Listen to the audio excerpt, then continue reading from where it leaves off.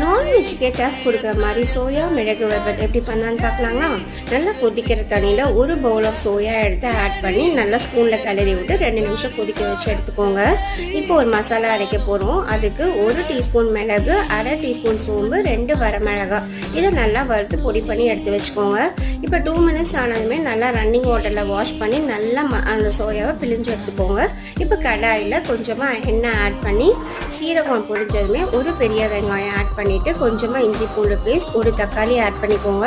இது கூடயே 1/4 டீஸ்பூன் மஞ்சள்தூள், 1/2 டீஸ்பூன் கரம் மசாலா தூள், உங்களுக்கு தேவையான அளவு உப்பு, கருவேப்பிலை ஆட் பண்ணிவிட்டு நம்ம நல்லா பிழிஞ்சு வச்சுருந்தா மீல் மேக்கரையும் இதில் ஆட் பண்ணி நல்லா வதக்கிக்கோங்க.